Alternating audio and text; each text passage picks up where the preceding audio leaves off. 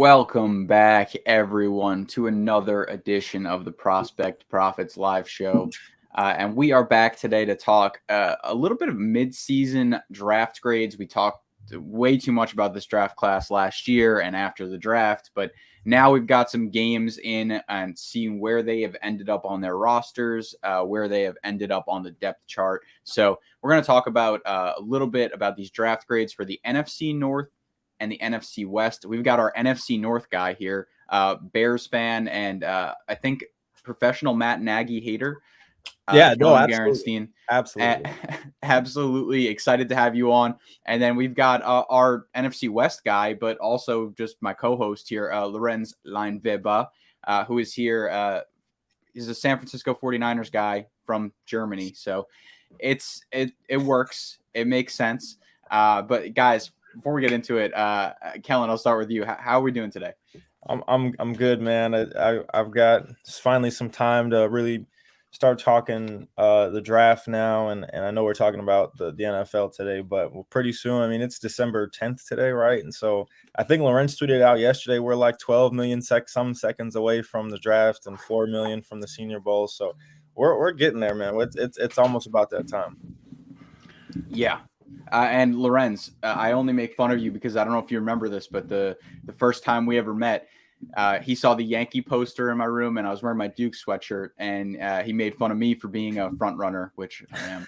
But I'm from New York, so the Yankee thing is not. But Lorenz, obviously a big 49ers fan. How are you doing today? Yeah, I mean, I'm doing great, and I did make fun of you for that. I do remember that it was like the first draft Bible meeting or something. Yeah. I like that we led into the show as Kellyn, not as he just won a national championship and whatnot. But let's introduce him as the Matt Nagy hater, which is just great. But and Kellyn, the great thing about it being December 10th is that tomorrow is going to be December 11th. And with that said, let's get into these drafts. Yeah. Congratulations to Kellyn, the Ohio State club football team, back to back. Yeah. Congratulations. Listen, Anything you want to say? I'm going to toot my horn for about 2 seconds. This is the MVP plaque from the game sitting in my room. You got the MVP too? Is that back to back too? No, I didn't win the game MVP in 19. I won the league MVP. But this time I got the national championship game MVP. So I'm just checking off boxes at this point. Who won the league MVP this year? Well, they haven't announced it yet. Okay. We know. Okay. We know who won it. Yeah, I was gonna get mad if it wasn't you, but we saw the stat lines. If someone else wins it, then they must have been playing on NCAA 14 or something. The stats were electric. But appreciate it, my guys. Yeah, no, of course, and we're gonna get even more of it tomorrow on the tailgate show. You're gonna have to hear us brag about it because, to be honest with you, it's a pretty light week when it comes to college football. So we're gonna give it I think 40-minute segment. Talk about the. We should review that game, man. Absolutely, we should. We should go through play-by-play and kind of break it down. Absolutely, but let's get into what we're talking about today. Like I said, we're talking about the NFC North and the NFC West, and we're just going to discuss their draft picks last year, what they've been doing during the season, if they've overplayed their draft position, underplayed it, about where we expected them to be. We'll talk about it. Let's start off here with the Minnesota Vikings. In the first round, at pick 23, after trading back, they take Christian Darrisaw, the tackle from Virginia Tech. He has been injured all season, but in the games that he's played, has played pretty well and looked good for them. Looks like if he can stay healthy, he's going to be a pretty solid pick for them. In the third round at pick 66, they take quarterback Kellen Mond, who is probably a career backup quarterback, but could get a look potentially if Kirk Cousins moves on from Minnesota at some point. Then the third round as well, they had 4 third-round picks. They also took Chaz Surratt, the linebacker from North Carolina, who's made most of his impact on special teams this year. Seems to be a rotational piece at that middle linebacker spot. At the 86th pick, they took Wyatt Davis from Ohio State, who has also been a backup for them, though I think that there's definitely some starter upside for him later down the line. Could potentially fit in at that right guard spot, which is probably the weakest spot on their offensive line. Then at pick 90, they took Lorenz's favorite player in the draft, Patrick Jones, defensive end out of Pittsburgh. Throwing it back to when we were arguing on who's better, Rashad Weaver or Patrick Jones. I think who's been better as a rookie. Hang on, I'll pull that up. I don't know. No, but it looks like he's going to be destined to be a rotational pass rusher, which is pretty close to what Lorenz had said he would be. So I'll Rashad Weaver's out for the season. You hate to see he is. In the fourth round, they take Kenny. Nguanu, right? I think it's Nguanu. I think it's I got this wrong during the draft too, but he has been phenomenal for them returning kicks. And honestly, I think that he's going to be their backup running back there when eventually Alexander Madison looks to get a more high profile job when he becomes a free agent. Cam Bynum, they drafted in the fourth round. Playing as backup nickel / safety role, which is kind of where I think I projected him, or I know I projected him before the season. I think that's kind of where most people were projecting him in that backup role, kind of in the slot, a little bit of free safety kind of. In the fourth round, they also took Janarius Robinson, defensive end from Florida State, who is on IR. I'm excited to see him next year because he definitely showed out at the Senior Bowl. Really liked that fit for him. And then in the fifth round, they took Amir Smith-Marset, who I thought would have more of an impact on this offense, has returned a few kicks for them, really fallen behind Kendrick Bourne in this offense. Not Kendrick Bourne, KJ Osborne in this offense. But he I think will have a bigger impact as the years go. And then Zach Davidson and Jalen Twyman have not made an impact for this roster yet. But I didn't see Jalen Twyman on their practice squad. He has not been active, I don't think, at all this season. So I don't know if I think he got cut. Yeah. And then Zach Davidson, I also did not see, but I believe that he is still at least on their roster, just not on the active roster. But they have not made an impact this year. I mean, looking through it, there's really it looks like they had, two picks that have made an impact so far in Darasaw and Kene. I'm just gonna say Kene because I'm never gonna get it right. But I do think that Amir Smith-Marset and Janarius Robinson will have an impact on this roster. Cam Bynum's a nice depth piece for them. I grade this out as like a B draft. I don't know what you guys are thinking on it. I'll throw it to you, Lorenz. What are your thoughts on this? Yeah, obviously immediate impact wise, I don't think you got a lot. I think Darasaw was one of my favorite players. I think like 10th or 11th overall in the class for me. He's been their starting left tackle. Has honestly been pretty good. But beyond that, I thought this was kind of the draft where it was like a good pick, a bad pick, a good pick, a bad pick. Kind of, man, Chester Rat, it's just never going to be more than a special teamer. That's a reach in the third round. Kellen Mond, early third round, basically almost a second round pick. It's just never going to be your starter. I don't think. Wyatt Davis I liked, but he's only been the backup for a decent offensive line this season, actually. Patrick Jones I also thought was early. And then the last really and they did a good job in the fourth round, but Nwangu, like you said, I think has done a great job, immediate impact. He was sort of that height, weight, speed, freak tester kind of guy, and he's been great. But I would say, like right now, I look at this, I think it's a C+. You do get your starting left tackle for the future and a bunch of question marks. I didn't love the draft at the time. I think Darasaw working out is good. I think it's kind of above average, which where C+ is at. You wish you had some more immediate impact for a team that's trying to make the playoffs, though. I hate to go right in the middle of you two, but I think I'd give it that B-, somewhere in between C+ and B-. But I mean, finding a left tackle in the NFL, it's going to be your franchise guy, is hard, right? And I was right around Lorenz. I think, I had Rashawn Slater, Elijah Vera Tucker, and Christian Darasaw 12, 13, and 14 on my board, like all three in a row. And the other two guys have been really good. I know Darasaw has kind of had the health trouble or, staying healthy that the other two guys really haven't. But he's going to be good. He's going to be fine. There's just some other pieces to fill. Lorenzo's right. Chaz Surratt in the third round, a little bit of a reach. And then Nguanu or Kene, right, we're talking about.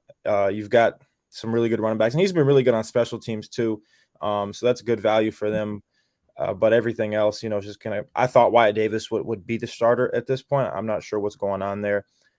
We all know kind of the drop off he had from 19 to 20, but it's, it'll be good for them going forward in the future. But I don't know if I'm going to give it the grade I'm going to give my Bears. I think I'm going to give the Bears a B+. I'll jump right into them.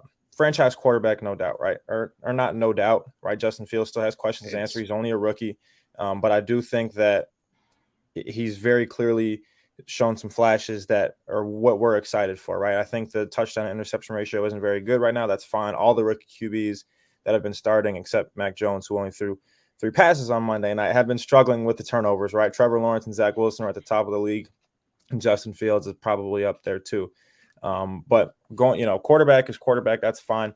Tevin Jenkins, that draft pick trading up to me was a little bit of I like Tevin Jenkins. I thought Tevin Jenkins was a really good player, but we are trying to move him to left tackle. And we saw how the transition with Penei Sewell, who most of us thought was not by far, but he was at the top of this tackle class and had been for a minute. That transition from left to right tackle was not easy for him.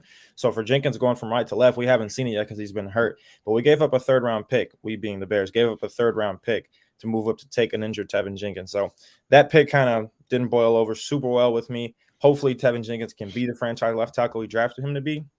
And then Larry Borom in the 5th round, who's been a starter, just not a very good athlete. He's filled in as a starter. I don't think he's a long-time starter in this league. He's got heavy feet. He's got solid technique, but like I said, the athleticism just isn't there. He's not a great mover. He's not going to overpower anybody. He's probably just going to be a backup right tackle for his entire career, which is fine. I mean, the 5th-round pick, that's what you get. Khalil Herbert has been a home run. I know mid-round, late-round running backs are very good. You can find very good value with them, and he was one of those guys. He can be a starting running back, or he can be a heavy carry, heavy touch running back in any offense. And with the way running back shelf life is today, it's probably a really good pick for the Bears with Tariq Cohen being hurt. But he's probably going to get cut very soon because his contract just isn't very good for the team. David Montgomery is clearly the guy going forward. So it'll probably be Montgomery and Herbert 1-2 for the next few years. And then I believe the last 2 picks were Daz Newsome, Thomas Graham, and Khyiris Tonga. Now, I think Graham and Newsome are both on the practice squad right now. I don't really know. Daz coming out of college to me was just a bit too small. I didn't know if he had the twitch as a slot receiver to really be an impact player. And then Thomas Graham is probably eventually going to be a career backup. But Khyiris Tonga, that late round interior defensive lineman value has been really good for them. He's not starting right now, but eventually he probably could be one big 0-tech, 1-tech, could probably take over for Eddie Goldman or Akeem Hicks, whoever they decide to move on from. So that was a lot of talking, but I'm going to give the Bears a B+. Yeah, I mean, I got to honestly go a little bit higher because I fully believe that Justin Fields is the guy there. I love what he is, been able to do so far. And I think you get your franchise quarterback, which, let's be real here. You think about the Chicago Bears.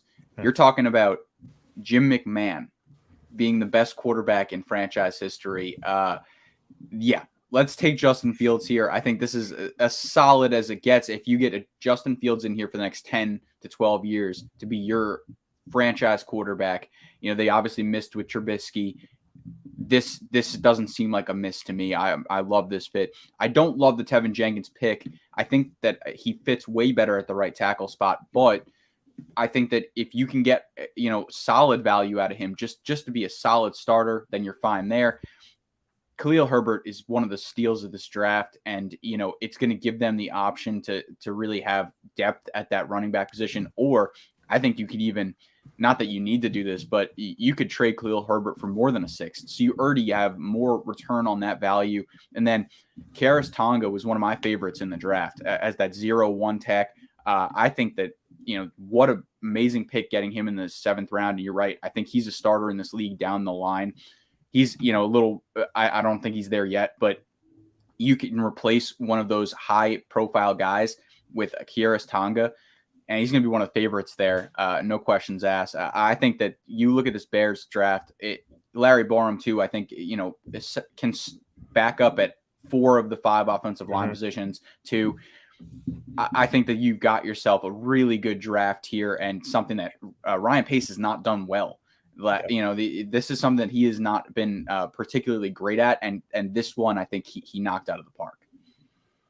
Yeah, I mean, I'd give it a solid B. I do think Justin Fields, obviously, at the time, I loved the pick. I think the lows have been a little bit lower than what I anticipated, but he still played to the level where I could say, hey, it's always a 3-year evaluation. He's going to have to continue to grow, but I'm seeing that growth in his game.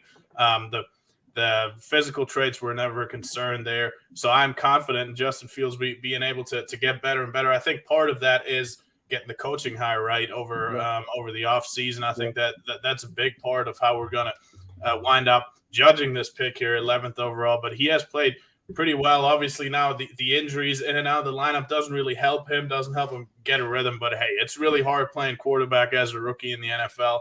I think he's done well. You'd love to see some immediate impact. I will say this about Tevin Jenkins. He did play some left tackle in college. I love this technique. I don't think he's ever a high upside kind of guy, but I was hoping that he could come into the league and be a contributor, be a starter either at left or right tackle.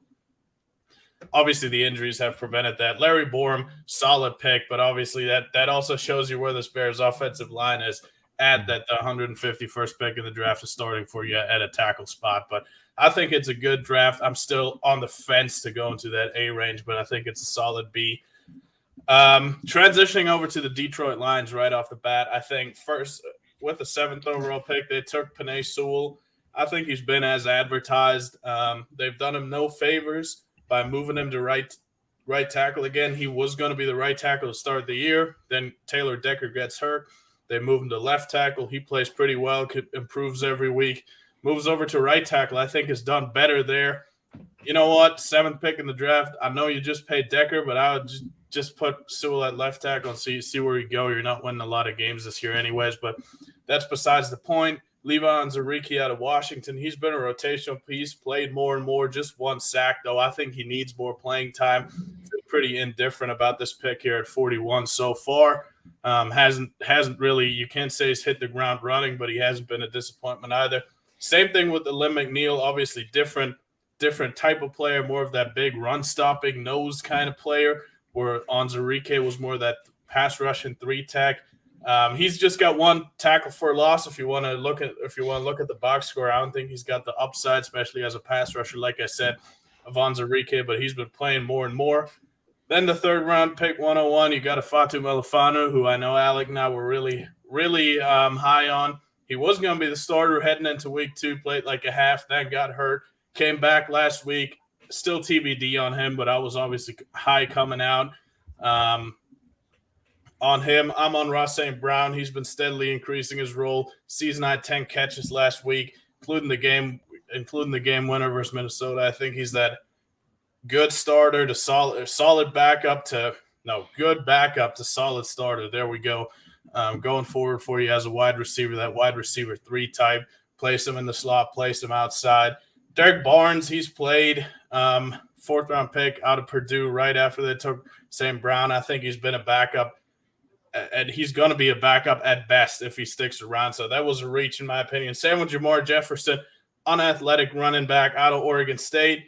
Made the roster, which is great for a 7th round pick, but he's got little upside, no special teams impact. So kind of a throwaway because it's just not a very good athlete. He hasn't been playing on special teams.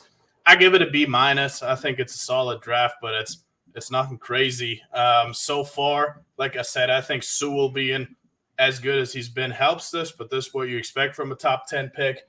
Now you really need that day 2, especially on Onwuzurike and Fatu Melifonwu, who I think have a lot of potential to turn the corner.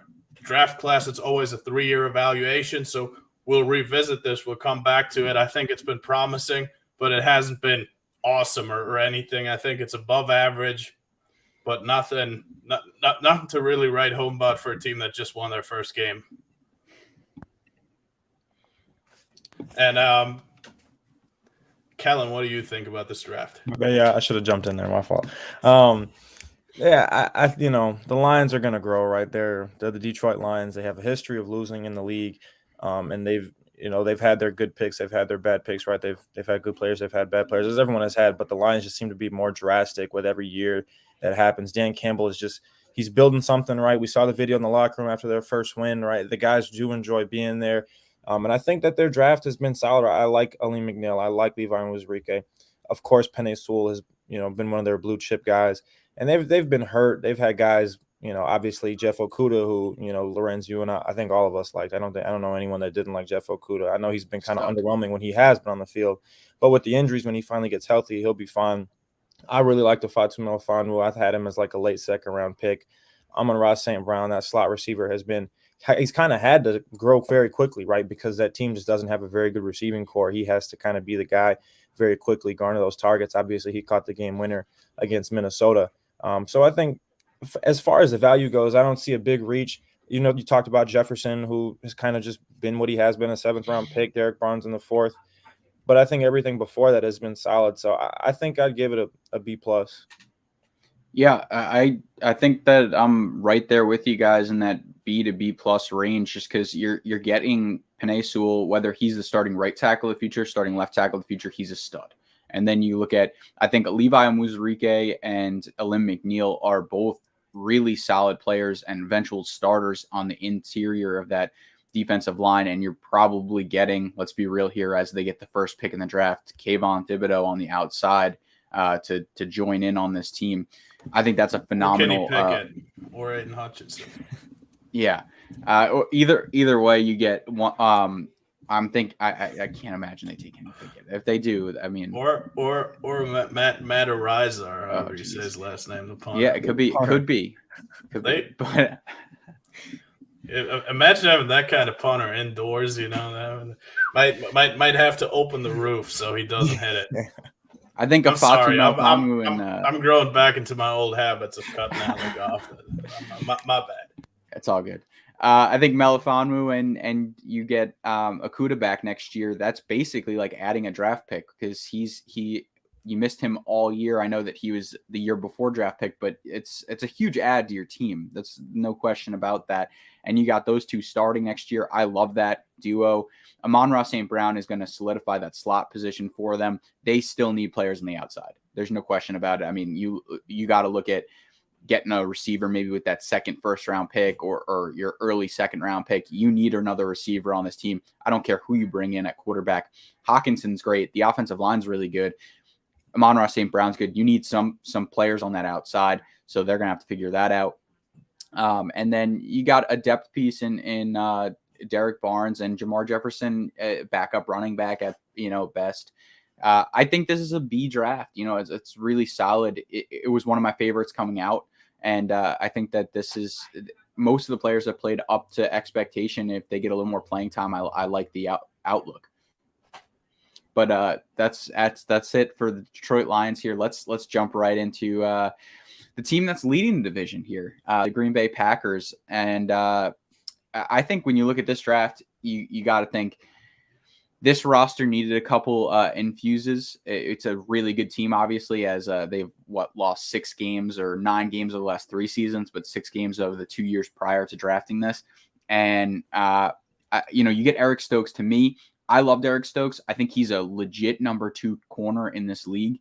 And with Jair Alexander on the other side, I think Eric Stokes is a phenomenal player put alongside him. You get Josh Myers, who's hurt right now, but he's clearly the starting center of the future for this team, one of my favorites in last year's draft. And you get him at the end of the second round.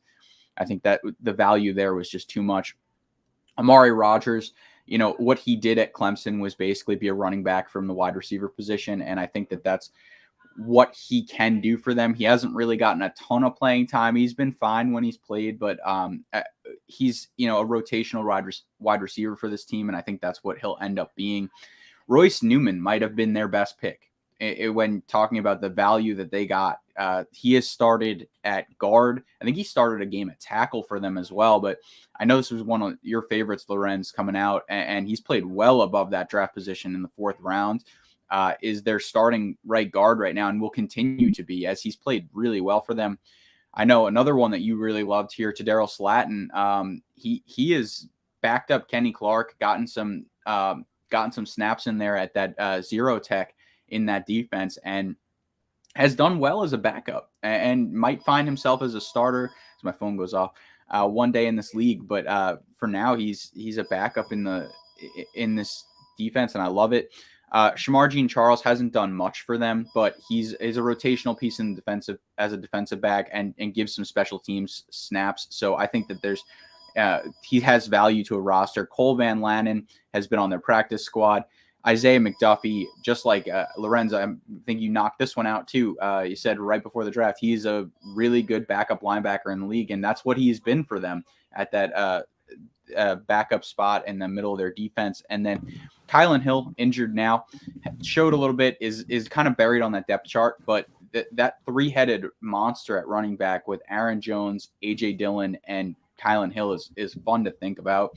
Not that many teams use three running backs like that, but Kylan Hill was someone who really skill-wise should have been drafted before the 7th round. Obviously some other questions for him, but I think that that's another pick that they did well. I think that they really hit on a decent amount of picks here. I would give this a B+ draft because they hit on, when you're talking about drafting in the late rounds, hitting is just getting a depth piece that can make an impact on your team. And I think that they did hit on a lot of these picks.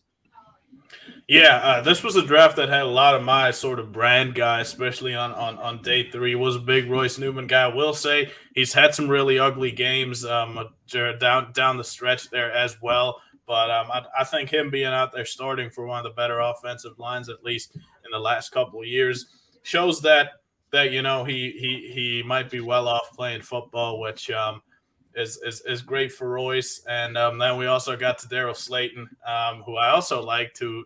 I think is going to be playing next to Kenny Clark there for the next couple of years. Not as good as Kenny Clark, but good player. And then same with Isaiah McDuffie, backup linebacker, tough special teamer with some athleticism to him.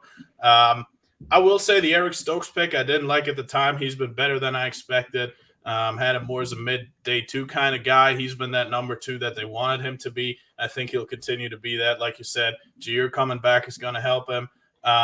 Amari Rodgers is the one guy who I'm disappointed by so far, being completely honest. I don't know how many chances he's gotten, but I think Randall Cobb's been a bigger part of this offense. I don't know if this is a Rodgers thing. I don't know if this is a skill thing, but you did expect him to step up a little earlier. So I think that's the more disappointing pick, but I'm with you. I think I'm in the B range, B or B-, something like that, because you did pretty well with your first couple picks. You really knocked day 3 out of the park still. I mean, a lot of contributors, a lot of rosterable pieces in that area. So I think this was a pretty good draft. Yeah, I have a funny story about Royce Newman. Lorenzo knows. I'll tell it at a different time. But for them I was alluding to that. I know. I heard you doing it. It's pretty funny. Well, I'll let the people know one day. But getting 2 starters in the interior, I know it's not as premium as tackle, but for them to get that in this draft, I know they've been hurt, been kind of on and off.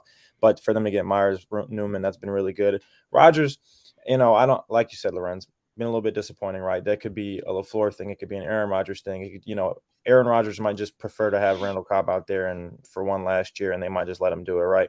That might just be what's going on. But as Isaiah McDuffie, one of the guys that I didn't get to last draft cycle, but almost everyone that I know on Twitter that kind of got to him pretty much loved him. And for him to be the special teams guy, for him to be the athlete they have, I think the Packers, I give him a B+. Eric Stokes been a lot better than he wasn't even a top 50 player for me. But he has been very, very good and looks like he can be that CB2 for the Packers. Getting on to the Rams, I'm going to be pretty harsh with this. I gave them a D+. And I just don't see a lot of contributors at any point. Now, I know Ernest Jones was their 3rd-round pick out of South Carolina, a guy that a lot of people didn't really know coming into the draft. A lot of people, people questioning that pick. Has been better for them, getting more and more snaps. I think his snap count the last game on defense was the highest it's been at 93%. But for everyone else, I mean, it just really hasn't been there. Tutu Atwell, I think they might have traded up for Tutu Atwell. Am I right? Yeah, they traded up for Tutu Atwell for a team that had Cooper Kupp and Robert Woods and Van Jefferson. Now, I know they have Odell Beckham now, but that's after Woods got hurt. But that just didn't make much sense to me. If you were drafting him to be just special teams as he had been before he's gotten hurt, he's on the IR now. Before he got hurt, he was returning kicks. But we all knew the concerns with Tutu Atwell, right? Very small. What is it? 5'8", maybe even smaller than that, about 160 pounds. And the testing just wasn't great. He ran a 4.42 at his pro day. If you were going to be that small in the NFL, you got to have like Dre Archer type speed. You got to be running 4.2s at your pro day at the combine, whatever. He didn't have that. So that pick just didn't make much sense to me, and I think most people have been right about it. Ernest Jones, like I said, has been better every week and probably is their one shining bright spot. Bobby Brown, their 4th-round pick, Texas A&M, been a backup nose tackle for them. Robert Rochelle, Central Arkansas defensive back. I think a couple people saw him at some all-star games, and he got some buzz last year. 4th-round pick. I think has started 2 games for them and been solid, but as far as going forward, he's just more of that special teams guy that rotate, that corner that you can hopefully plug in if you need him to be, but probably nothing more than that at this point. And then Jacob Harris, tight end from Central Florida, has been on IR. He's a special teamer. Ernest Brown, another guy named Ernest. I might just get, my mom is not going to like this. My stepdad's name is Ernest. But the Rams drafted 2 guys named Ernest in this day and age. What the hell were they thinking? I don't get that. They should get an F for that. But red flag number 1. Ernest Brown from Northwestern, he's been on IR. He's a defensive end for them. Jake Funk, running back from Maryland, been on IR. These NFL teams might need to think about upgrading their training staffs. I'm not sure what's going on. Everyone seems to be hurt all the time. Yeah. Vince Skowronek, Notre Dame wide receiver, has been a big special team contributor for them. I think he's at 125 special team snaps this year. So that's a solid 7th-round pick. And then Chris Garrett, a linebacker with the 252nd pick, almost the last in the draft, who's a backup defensive end for them. I don't know if he hasn't been doing much on special teams. So just not a lot of contribution outside of Ernest Jones. And like I said, drafting 2 guys with that name, probably not a recipe for success. But in all seriousness, I mean, this has just been the Rams' MO, right? We're going to get all our players through free agency. We're going to get guys that are experienced. And that's just how we're going to roll through this league. They've, Matthew Stafford, I know they drafted Cooper Kupp, but they drafted Cam Akers last year, and then they acquired Sony Michel through trade. But most of their guys are not really the big-time draft picks for them. I know Aaron Donald has been, but he's been there a while ago. Leonard Floyd they signed. Von Miller they signed. So Jalen Ramsey they traded for. The Rams, that's not who Les Snead is. That's why he trades all his first-round picks. He just likes the guys that are established. And I guess based on this draft for a good reason, because drafting Tutu Atwell in the 2nd round just isn't – that's not what you should have did, just straight up. So, Alec, what do you think? Yeah. First of all, the Tutu Atwell at pick 57 was just horrible. I mean, I was not a Tutu Atwell guy before the draft. I did not like this trading up for him and getting him. And then, Sean McVay is such a smart coach, and there just doesn't seem to be a plan in action with Tutu Atwell. I just don't know what the pick was. It almost seems to me like everyone was out of the loop on that pick, which is just not smart. Trading up to make your first pick as Tutu Atwell. The fact that you can make an argument that the best pick that they made in this draft, and I'm not saying it is the best pick, but the fact that you could realistically make an argument that Ben Skowronek was the best pick that they made in this draft is bad. Now, that's no disrespect to Ben Skowronek, who is a special team stud. He really I'm glad that he's made his impact on this team. I'm glad that he's there. But the fact that you can make that argument is not good for the Rams. Now, I know they do trade a lot of their picks, and rightfully so. I mean, they're getting some talent in there, like Odell Beckham. They're getting talent in there that can really compete right now. And this team is still phenomenal. This is a really good football team that has every chance in the world to hoist the Vince Lombardi trophy. But this is not a good draft. I think D+ might even be generous. D- might be the better term here, or maybe even an F. If there's a failed draft, I just don't see any of these picks working out. And I gotta say it's somewhere in that range for me. Yeah, I give it a D- as well. Here's the reason why. I think Ernest Jones is always going to be a very limited kind of, in an ideal world, you'd want him to be a backup. He's out there starting because this linebacker core isn't very good. And Bobby Brown's the other thing. I thought he was also always a second, third year kind of guy. He's 20. He's very raw. He's got some traits. I think he's going to develop into something. Ben Skowronek is a make-it guy round 7. That's just enough to give it a D- for me, but not a very good draft by any means. But let's go over to my San Francisco 49ers, the team I'm for whatever reason a fan of. And first first round, third overall pick. They trade up. They select Trey Lance. He started a game. There were still a couple of issues, but he wasn't a disaster. Far from it. They really seemed to like to run Trey Lance. That was something that was rumored they might do early on in the season as sort of sub package thing. I think as a passer, he's shown the flashes, whether that was preseason. He's also shown some of the immaturity on the field as a passer, making a couple of mistakes. But I think he's someone who gets it. It's all about 2022 for him, for Kyle Shanahan, for this draft pick, because that's when they really want to start attacking with Trey Lance. I would like to see him get some more snaps this year, but they're in the playoff concern, so they're in the playoff race. So that's probably not going to happen. Then at 48, they selected Aaron Banks, who I was a big fan of. He was hurt throughout a significant part of the summer. It's been a healthy stretch for a couple of games. I thought he was a day one starter. Dan Brunskill is an okay right guard, maybe slightly below average starter. Aaron Banks hasn't been able to take that spot. I think it's a concern, but I still liked him, so I'm not giving up on Aaron Banks yet. Third round, Trey Sermon. He's not been it. He got beat out by Elijah Mitchell. We'll talk about later, and all the other running backs on this team. If you draft a running back in the third round, you better hope you're getting at least a starter. I don't see Trey Sermon becoming that. He doesn't have a lot of physical traits from an athleticism perspective. That was a pick I didn't like at the time. Don't like it now. Same with Ambry Thomas, 102nd. He's unable to start in the worst cornerback room in the league. They got Josh Norman at 30, whatever, how old he is, trotting out there as a starter. Third-round pick can't get on the field. Same deal. This just not good. You hope for him, for someone who some people saw some traits in, not me, to hopefully turn it around maybe in the second year. But to me, those two picks were just throwaways at the time, have shown that they're still that. Jalen Moore out of Western Michigan, I like. He's going to be a solid swing tackle. He's an athletic guy. He's played some right, played some left tackle, has coped well. Probably never going to be a starter, and if he is, he's going to be that guy you're always going to try to replace, but he's going to have some strength limitations. Damador Lenoir has been better than Ambry Thomas. He's going to be depth going forward for this cornerback room. Feisty kind of guy that the coaches likes, going to make some mistakes, also a bit of a limited player. Talanoa Hufanga, the safety out of USC, he's actually been starting. He's a super instinctive guy.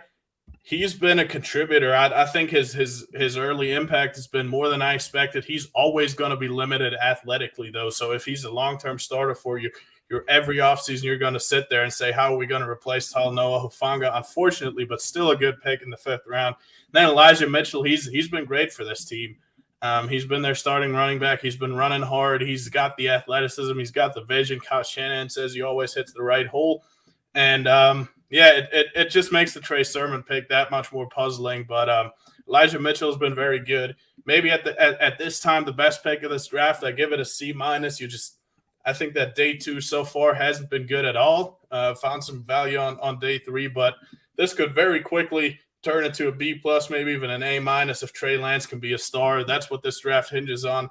It's really too early to tell, especially for Lance. If he's the guy, none of this other stuff's going to matter, but we won't find out this year. We're going to see some of it next year, but that's going to be a 3-4 year evaluation for Trey Lance. I'm excited about it, but right now I think this is slightly below average draft. Yeah, of course I like Trey Lance coming out. Just all the traits he had, right? The insane arm strength, some of the throws he made at North Dakota State. It just seemed like the ball was flying off like a railgun. That's what he has attached to his shoulder. And Lorenz, you're right. For the rest of the class, it doesn't matter as long as they hit on the third overall pick, who's their quarterback. I know Elijah Mitchell has been really good. Ambry Thomas hasn't. Talanoa Hufanga, I thought was based on tape should have been drafted a lot higher than he was. I know that the injuries were why he fell, but for them, it's all about the quarterback. Can they hit on it? And I know that down the line it may hurt them if they did flunk on the rest of this draft class. But as long as number 5 in red and gold is going to be fine for them, they'll love this draft. Yeah, and also I feel like guys like Justin Herbert make our perception of how long it should take for these quarterbacks to come into themselves. It's all mismanaged at times. And Trey Lance is going to have his time. Look at Tua Tagovailoa, who Miami was ready to trade a couple weeks ago, and now he's playing like one of the better quarterbacks in the league. You got to let these guys come into their own. This draft is completely reliant on Trey Lance and someone who I really loved coming out. If Trey Lance is good and ends up being a really good quarterback for this team, which I'm still very confident in, this draft is an A. If you get your quarterback of the future for years to come, then you did well in this draft. Of course, it would have been great if they had hit on more of these picks, but it's all relying on Trey Lance. Not everyone's going to come in this league and be Justin Herbert, who is looking like a top 3 quarterback in this league the way he's been playing in his second season as a starter. But give these guys some time. Trey Lance, Trevor Lawrence, Zach Wilson, even give him a little more time, but these guys need a little bit of time. Justin Fields too, who we just talked about, but Trey Lance is obviously the main factor here. Let's move on to Seattle, who had very few picks, but I thought was actually a really solid draft at the time, considering. Now you have to take into consideration here the Jamal Adams trade, which just has not seemed to come to value of what they gave for him. Yes, that lowers the grade on this draft if you're considering that, but just talking about the draft picks, they haven't really done a ton this year, but I'm still fairly confident in the option. Now, I didn't think Dwayne Eskridge should have been a second-round pick. I thought he was a little bit lower than that.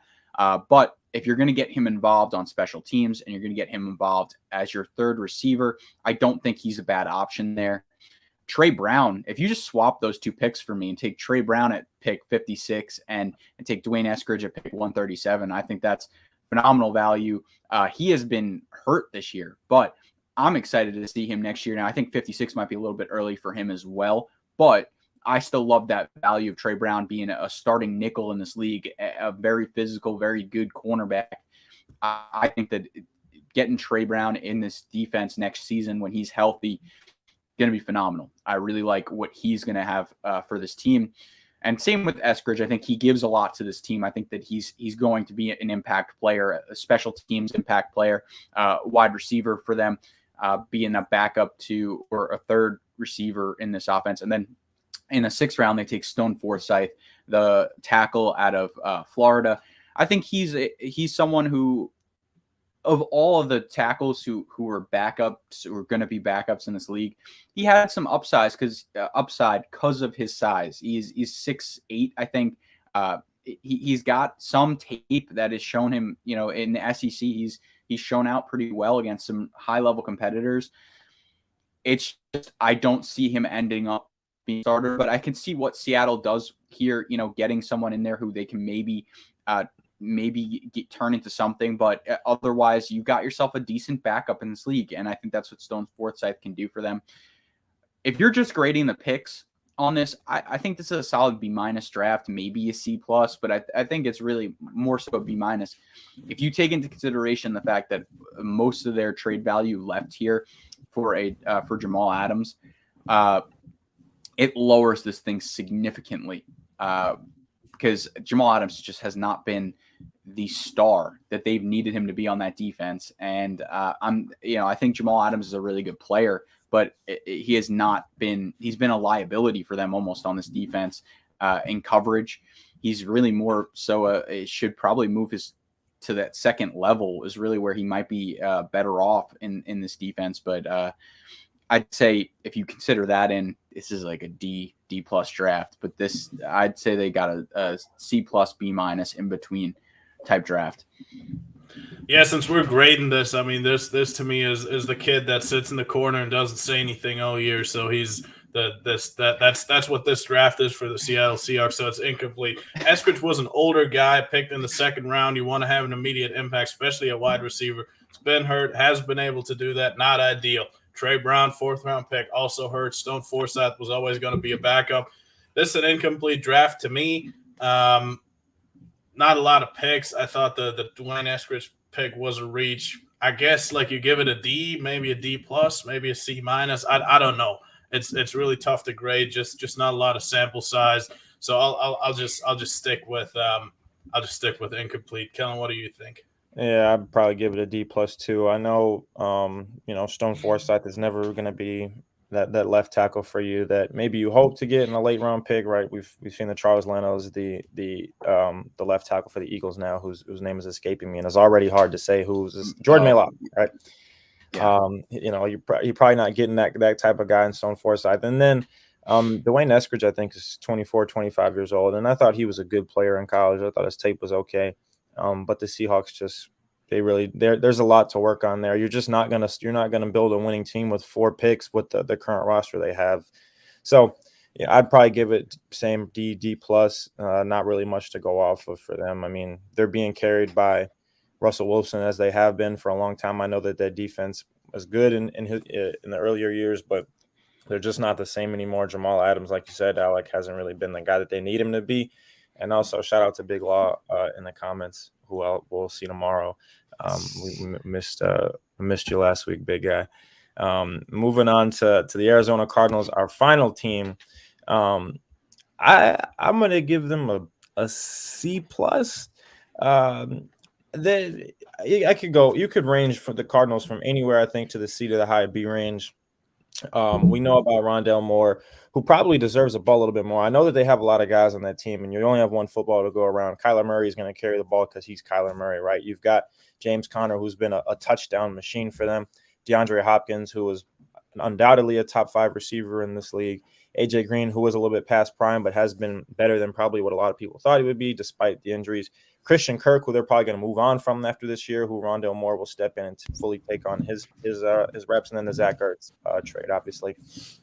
So the Cardinals, I love Rondale Moore. I think he's going to be really good for them. Zaven Collins is their first-round pick, who I really liked coming out. I thought, he was very good in college. He was a freak athlete. He made a lot of tackles. He just looks the part of a linebacker, of a modern-day linebacker. Now, with the way they used Isaiah Simmons last year in 2020 as a rookie, who was kind of in that same mold, a guy who could kind of play your safety or box safety and play that linebacker role, could kind of do it all. The way they used him, I think everyone was kind of worried that the same thing would happen with Collins this year. I don't think he's been the guy they've wanted him to be so far, but I don't know if we can say he'd be a year 2 guy. He's just been kind of underwhelming this year. He's a backup inside linebacker for them, but he'll learn. Zaven Collins is just too good first team to keep off the field after a certain amount of time. 4th-round pick, Marco Wilson, who, fun fact, was the 3rd-string cornerback on his high school football team down at American Heritage, because Tyson Campbell and Pat Surtain Jr. were over there. Imagine that. Imagine you got to play in high school and you're getting bodied by Marco Wilson. He's probably going to be their CB2 going forward. They've got Robert Alford listed as their 2nd corner right now. Byron Murphy has obviously been playing like one of the best corners in the league this year. Marco Wilson, he had some burnt toast tape in college, but the trades have kind of been doing him a favor this year. He's been a lot better than I think I thought he would be. Victor Dimukeje, there I believe is their 6th-round pick. He just turned 22. I think he's going to be a year 2 guy. A Tracy edge rusher, right? Guy that you bet on, trying to win around that corner with his athleticism. But back up right now, not a high snap count. He'll eventually get some more work next year. Tay Gowan, 6th-round pick. He was involved in the Zach Ertz trade. I would call that a win for a team trying to win right now, trading your 6th-round pick and another for Zach Ertz. James Wiggins, 7th-round safety for a 243rd pick in the draft. Injury concerns in college and is on IR right now. Unfortunately, I thought his tape was probably 4th, 5th-round worthy, but getting him in the 7th, and unfortunately, like I said, he's on IR, kind of been the story of his college career and the concerns why he fell so far into the late 7th round. And their last pick, Michael Menet from Penn State, he's a center. He's been cut, which happens to the 247th pick in the draft. You cut that guy, so Rondale Moore, I think, is going to be a really, really good football player going forward, especially if he can stay healthy. I think he's 2nd or 3rd in the league. I just saw a graphic yesterday where he's top 3 or 5 in the league in yards after catch per reception, which is some insane, like 6 or 7, maybe 8 number for him. He's been very good. I think Zaven Collins is going to be fine.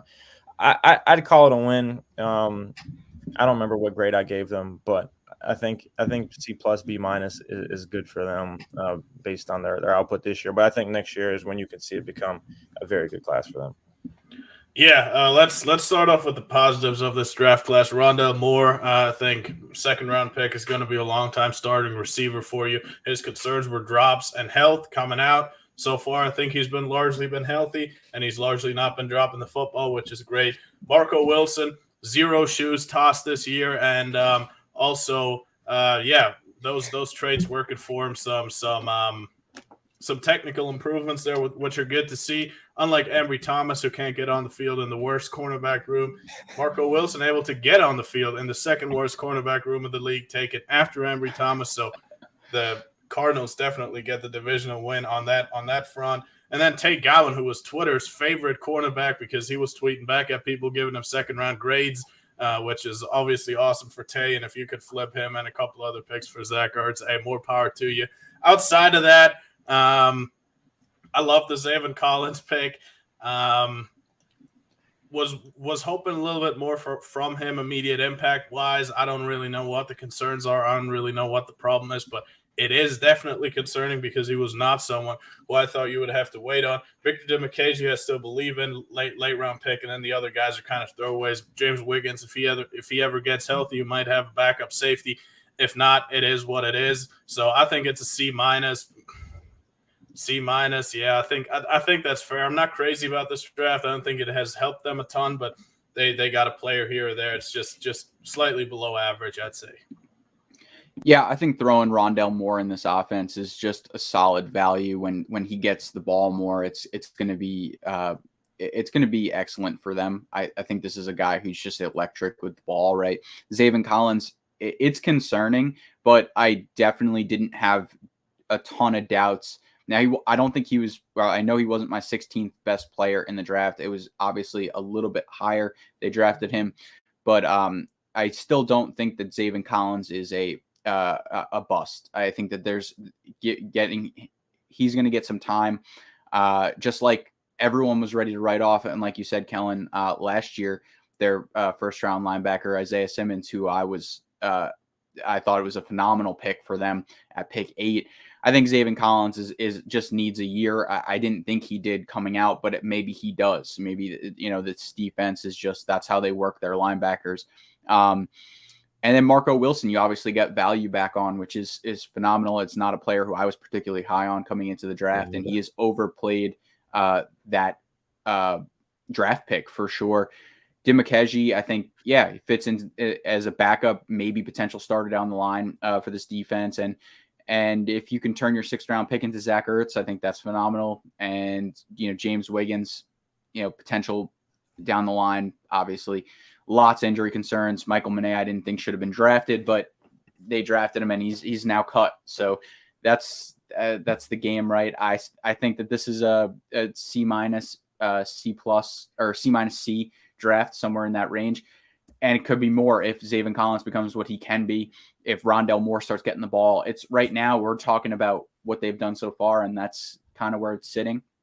But obviously it's worked out as they're the number 1 team in the NFL right now on record. So exciting to see what the Cardinals can do and put together. And now that they've got their stars back in the lineup.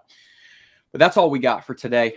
We went through 2 divisions. We'll do another 2 at some point. Hopefully we'll get Hunter on when we do the South, NFC South, because he's our Panthers guy. It's his team. But we'll get him on for that. Kellyn, we'll have to get you back on to do probably the rest of the divisions here, because it worked well with 3 of us today. A little bit of a long show, but that's all right. I always love getting back into these. No lawnmowers or leaf blowers today. No lawnmowers, just my dog and a phone, which is always. So that's all right. Yeah, thank you guys for tuning in and watching, and we'll see you tomorrow for the Tailgate Show. Any final words, Kellyn, before we get out of here? No, well, I'll give some final words tomorrow. Yes, on the Tailgate Show. But thanks everybody for tuning in. Of course, Lorenz, any final words? Yeah, tune to the Tailgate Show. I hope you all had some fun watching this. Tune into the podcast as well, which published yesterday. We're now on the podcast feed. Yes. NFL Draft Bible Podcast Network. We're on Thursdays with the Prospect Prophets. One of our more fun show recapping the championship weekend of college football. Go check that out. And just keep it locked. Come back, and thank you for listening and watching. Yeah. Go to si.com/NFL/draft, and also check out UConn Illustrated. the Sports Illustrated site for UConn, which All Access Football has now jumped in on that as well. So go check that out, and we will see you tomorrow with Big Law and Hunter.